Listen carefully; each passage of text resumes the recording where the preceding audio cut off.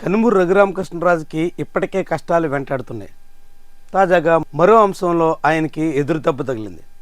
కొంతకాలంగా ఆయన కాపాడుతూ వస్తున్న భీమవరం డీఎస్పీ బదిలీ జరిగిపోయింది. కనుమూరు రఘురామకృష్ణరాజు తన వ్యక్తిగత వ్యవహారాల్లో తల మునకలై ఉన్న తరుణంలో ఈ నిర్ణయం వెలువడడం ఆసక్తికర విషయం. అది కూడా క్రిస్మస్ పండగ నాడే భీమవరం డీఎస్పీని బదిలీ చేస్తూ ఉత్తర్వులు జారీ చేసినటువంటి వైను చాలా విశేషంగా చూడాల్సి ఉంటుంది. ఈ భీమవరం డీఎస్పీ జయసూర్య చుట్టూ 2 నెలలుగా వివాదం సాగుతోంది. తొలుత ఉప ముఖ్యమంత్రి పవన్ కళ్యాణ్ జయసూర్య వ్యవహారాల్ని బట్టబయలు చేశారు. జయసూర్య ప్యాకాట్ క్లబ్బులు నిర్వహిస్తున్నారని, పర్సనల్ సెటిల్మెంట్లలో జోక్యం చేసుకుంటున్నారని, చాలా దందాలకు పాల్పడుతున్నారని ఆరోపణ చేశారు. ఉప ముఖ్యమంత్రి చేసిన ఆరోపణల ఆధారంగా జిల్లా ఎస్పీ రంగంలో దిగి విచారణ చేపట్టారు. సరిగ్గా ఇదే సమయంలో ఏపీ హోంమంత్రి వంగలపూడి అనిత కూడా ఆ డీఎస్పీ మీద చాలా ఆరోపణలు ఉన్నాయి అంటూ చెప్పుకొచ్చారు. కానీ హోంమంత్రి ఉప ముఖ్యమంత్రి చెప్పిన వ్యాఖ్యలకు భిన్నంగా డిప్యూటీ స్పీకర్ స్పందించారు. ఆ ఆఫీసర్ చాలా మంచోడు అంటూ కితాబ్ ఇచ్చారు.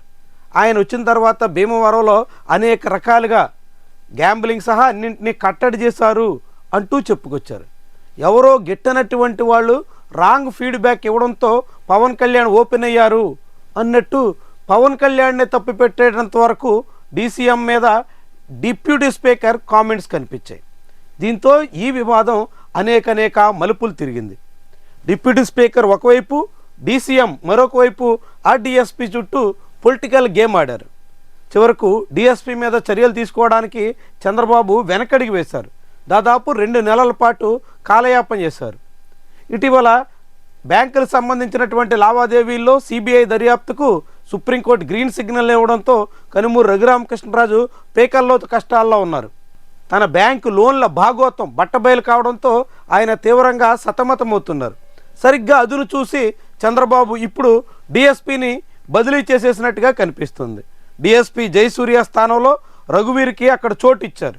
దాంతో ఇప్పుడు పవన్ కళ్యాణ్ మాట గెలిపించుకున్నట్ట, లేకుంటే ఆయన చేసినటువంటి ఆరోపణలు తగ్గట్టుగా వెంటనే చర్యలు తీసుకోలేదు కాబట్టి ఇప్పుడు సాధారణ ప్రక్రియలో భాగంగానే చర్యలు తీసుకున్నట్టు భావించాలా అనేటువంటి అభిప్రాయం కలుగుతుంది.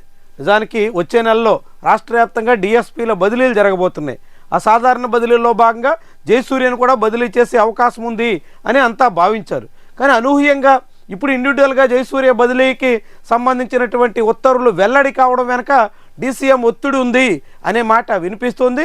ఇన్నాళ్లుగా జయసూర్యకి అండగా నిలబడిన డిప్యూటీ స్పీకర్ ఇప్పుడు పూర్తిగా పర్సనల్ వ్యవహారాల్లో తల మునకలై ఉండడంతో ప్రక్రియ పూర్తయిపోయినట్టుగా కనిపిస్తుంది. మరి ఇట్లా రఘురామకృష్ణరాజు ఇన్నాళ్లుగా కూటమి పక్షాలకి పెద్ద ఆయుధంగా వ్యవహరించినటువంటి తరుణంలో ఇప్పుడు ఆయన వస్త్రంలో ఉండగా ఆయన ఏరి కోరి ఆయన ఆశీస్సులు పుష్కలంగా ఉన్న అధికారిని హఠాత్తుగా బదిలీ చేయడం వెనక ఆసక్తికరమైనటువంటి అంశం కనిపిస్తుంది.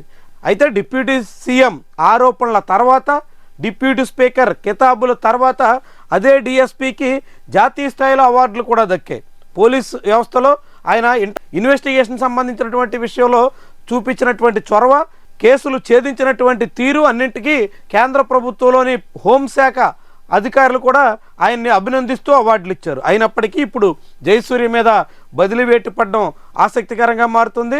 రాజకీయంగా భీమవరంలో జనసేన పైసేయి సాధించినట్టుగా కనిపిస్తుంది. జనసేన పార్టీ తరఫున భీమవరం నుంచి ప్రాతినిధ్యం వహిస్తున్న పులపర్తి రామాంజనేయులు మాట చెల్లుబాటు అయినట్టుగా కనిపిస్తుంది. ఆయన ఫిర్యాదుతో రంగంలోకి దిగిన పవన్ కళ్యాణ్ ఒత్తిళ్లకు చంద్రబాబు సర్కారు తలగ్గొక తప్పని పరిస్థితి వచ్చినట్టుగా భావించాల్సి ఉంటుంది. ఇదే సమయంలో ఇన్నాళ్ళుగా కాపాడుతూ వచ్చిన కనుమూరు రఘురామకృష్ణరాజు కూడా అడ్డు లేకపోవడంతో బదిలీ ప్రక్రియ సాగిపోయినట్టుగా భావించాల్సి ఉంటుంది.